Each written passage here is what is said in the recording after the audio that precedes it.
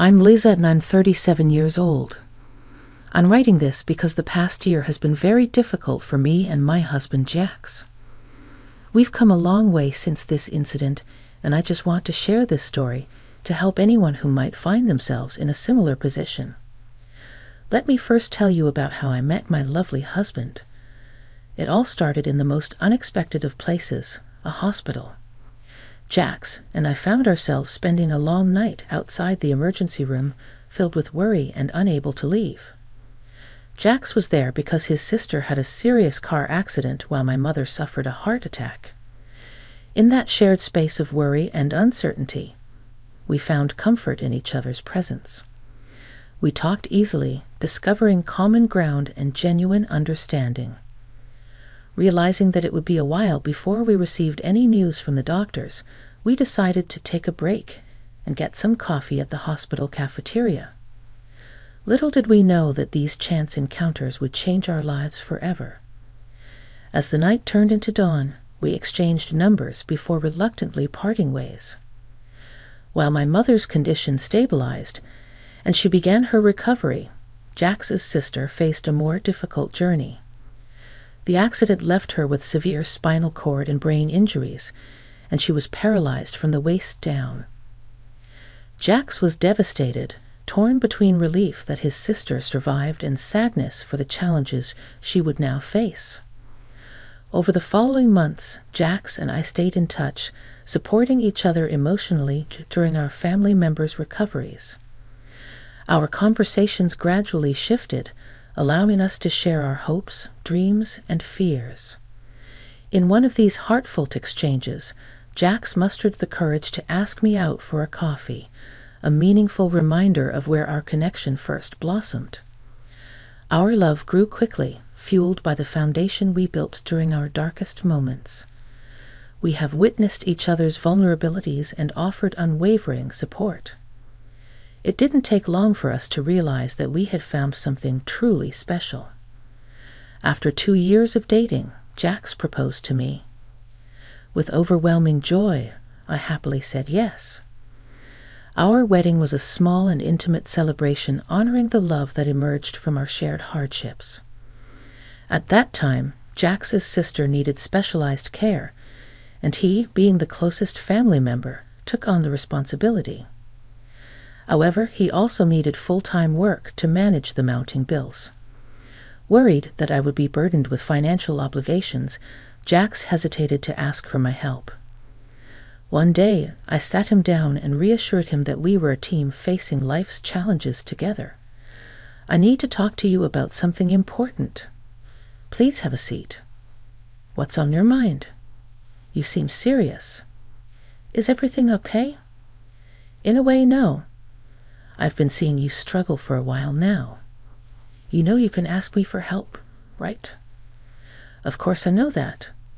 I don't want to burden you with my problems, you know. My darling, we're a team. I want you to always remember that. We face life challenges together, and there's no his or hers in our relationship, only ours. I want to support you and your sister in every way I can. That means a lot to me, baby. You've been incredible throughout all of this. I don't know what I would do without you. That's exactly why I wanted to talk to you. I've been thinking about Abby's care and how it's affecting your work. What if we consider placing her in a nursing home? And before you ask where, I know of a good one where my Nana was genuinely happy. She even preferred it to living with family. I don't know. I mean, it's a big and risky decision to make. I understand. But think about it. This would allow you to find a better paying job so we can make sure that Abby receives the care she deserves. We can visit her regularly and still be there for her, but it would relieve some of the burden on your shoulders. You're right. It's a tough choice, but I trust your judgment. I'm glad you're finally letting me help you. Believe me, things get easier when you get to share your burdens with someone. I mean, that's how we found each other, isn't it? How could I ever forget about that? I love you so much. Thanks for sticking by my side. Shush, no need for thanks. You know I'll always be by your side. I love you too, baby. Jax trusted me, and we found a nursing home for Abby. Over the next few months, Jax got a better-paying job and visited his sister almost every day. Abby's recovery progressed surprisingly well. Despite being paralyzed, she started moving around the nursing home in her wheelchair, determined to explore. The nursing home allowed residents to go out, listed family members. So I sent Abby an allowance each month to help her enjoy herself. Jax's mom, Greta, heard about his dedication to Abby's well-being and the effort he put into caring for her. Greta came to our home, tears in her eyes, to express how proud she was of her son. "Mom, why are you crying? What's the matter?" "I just want you to know how proud I am of you, Jax. You've shown such strength and compassion in taking care of Abby. I couldn't be prouder to have raised such a wonderful son." "Gee, thanks, Mom. I'm just doing what I can for Abby. It's not easy, but I love her and want to make sure she's okay." "You've done more than enough, my dear. I don't want you to shoulder this burden alone. I want to take over and visit Abby more frequently. You need to focus on your work and your own life. Abby will be well taken care of." "Well, it's not like I've been doing it alone. Liza has been by my side, supporting us every step of the way. We're a team, and we're both committed to Abby's well-being." "Oh, I know Liza has been there. But you've been doing so much, Jax. It's time for you to prioritize your own life and career. Abby will be in good hands, trust me." "Okay, Mom. If you're sure about this, then I'll agree. But I want you to know that it's been my pleasure to care for Abby, and Lisa and I will always be here for her, no matter what. I appreciate your dedication, Jax, but it's time for you and Lisa to focus on your futures. Trust me, it's for the best." "All right, Mom. If you believe this is the right thing, then I'll go along with it. Just promise me you'll take good care of Abby." "I promise, Jax. You can count on me. Now go and focus on your work. Let me handle Abby's care." I found Greta's sudden concern for Abby a bit strange, but I kept quiet because I knew this moment was important to Jax. In the next year, Jax got focused on his job and got a raise. I also got a raise, allowing us to increase Abby's monthly allowance. Gee, Rita kept her promise, but there was a catch. She always insisted we stay busy with work and reminded us how happy Abby was with more money. She scolded us if we wanted to visit Abby and claimed she knew what was best for her. Greta made us call her before visiting Abby, so she controlled our access to her. As a result, we saw Abby less and less, but we continued sending her the allowance every month. I felt uneasy about the situation. Greta's sudden possessiveness and controlling behavior worried me. It seemed like she always had excuses when Jax needed help with Abby in the past. However, I didn't say anything because I knew how much Abby meant to Jax. Despite the challenges, Jax and I stayed committed to supporting Abby. We kept our promise to provide financial assistance, even though we couldn't be with her as much. We believed Abby deserved the best care and happiness, and we wanted her to have the means to enjoy life to the fullest. One day, Jax was missing Abby a little too much. We had both been very wrapped up with work and hadn't had any time to go visit her. He decided to go visit her on a whim. We didn't tell Greta because we didn't want to hear her nag or berate us. Before we got to the nursing home, Jax and I stopped by the grocery store to buy Abby all her favorite snacks. We were both super excited to see her and spend some quality time with her. I even brought along my Nintendo Switch so she could play around with it. We walked in and immediately started looking around for Abby, but we couldn't see her anywhere. I thought she was probably off to a doctor's appointment or was probably in the garden. We found Abby's attending nurse, Miss Smith. She looked at us in confusion. We walked up to her and asked her where Abby was because we couldn't see her anywhere. This time Miss Smith looked at us in confusion. "Excuse me, could you please tell us where Abby is? We're looking for her." "I'm sorry, but aren't you aware of what happened?" "No, we don't know. Please tell us. What happened? Is Abby okay?" I tried to contact Greta as she insisted on being the point of contact for all information about Abby, but she never answered my calls. "Please just tell us what happened. Is Abby all right?" "I'm so sorry to break this news to you. While administering a new medication for Abby, her body had a severe reaction. She went into shock, and despite our efforts, she passed away." "What? When did this happen?" "It happened 2 months ago." 2 months ago? How was that possible? Why were we not informed?" "I apologize for the oversight. We were trying to reach Greta as per her request, but it seems she never received our calls. This is unbelievable. We should have known. We should have been there for Abby." "Thank you for telling us, Miss Smith. We'll need some time to process this. Can you please give us some privacy?" "Of course, take all the time you need. I'll be here if you have any questions or need assistance again. I'm truly sorry for your loss." I could feel Jax's entire world crumble, and I was in the same boat. While Abby may not have been my own sister, I treated her like it. I knew how much she meant to Jax, and so I put in a lot of effort to get to know her and befriend her. Over time, I grew to absolutely adore her. We were like sisters. Abby had been so full of life, regardless of her circumstances. Jax was a sobbing mess, while I simply couldn't bring myself to cry. I felt so numb. I couldn't believe that Abby was gone. I felt so guilty that she had suffered all alone. I felt so guilty that I never took the time to meet her. Would things have been different if I visited?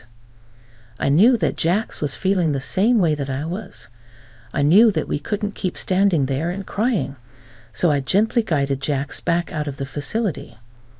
The ride back home was silent as grief enveloped our souls. When we got home, we both collapsed in tears in each other's arms. We cried and cried for what felt like hours. Jax was furious that we didn't even get to bid his sister goodbye. I felt the same way. Besides, I was sad that Abby probably never got to have a funeral either. At that moment, I had a sudden realization that hit me hard. Greta was supposed to take care of Abby, but something wasn't right. I asked Jax if he had heard anything from his mother, but he hadn't. As we put the pieces together, anger boiled inside us. We realized how carefully Greta had manipulated us, stealing our connection to Abby and taking advantage of our kindness. The thought that she had probably taken all of Abby's allowance for herself, leaving Abby with nothing, fueled our anger even more. Jax was ready to confront his mother, but I managed to think a bit more clearly. "Babe, I know you're furious and want to confront your mother, but let's think this through." "I don't want to think things through. I want to ask Mom why she did this. What did she gain from doing this to Abby? I want to know the same thing. But you know that she'll deny everything we say or find a way to blame us for everything. Look, the day we usually give Abby her allowances is coming up soon. What if Greta shows up at our door demanding the money? You think she would dare to show her face here after everything she's done? It's possible, babe. If she does, it will be her inadvertent confession to us. We can use that as evidence. Yeah, and then we can expose her evil scheming ways to everyone. Exposing her in front of everyone might not be the best course of action right now. Let's gather proof and take legal action instead." "Yeah, fine. You're right. We need to approach this strategically. We'll follow your plan and gather the evidence we need. It's time for Mom to face the consequences of her actions. We both took a week off from work. Returning to the nursing home, we collected Abby's death certificate as evidence. We also consulted a lawyer to charge Greta with robbing a disabled person. Just as I predicted, Greta came knocking on our door, demanding her daughter's allowance. Where is Abby's allowance? I've been waiting for it. Why should we be sending Abby's money to you, Mom? What have you done for her? What have I done? I mean, what haven't I done for that insolent child? Hold on a minute, Greta. How exactly have you been taking care of Abby? I buy her all the food she wants, and I cater to her every whim. I even make sure she takes her medication when I visit her. That's great. When was the last time you saw Abby? I just visited her yesterday. I'm only here because she's worried you haven't sent her an allowance. How dare you lie to my face? I'm not lying. What do you mean? How dare you accuse me of lying? You're just as ungrateful as Abby. Without hesitation, I handed Greta Abby's death certificate, my disgust evident in my eyes, as she stared at it in shock.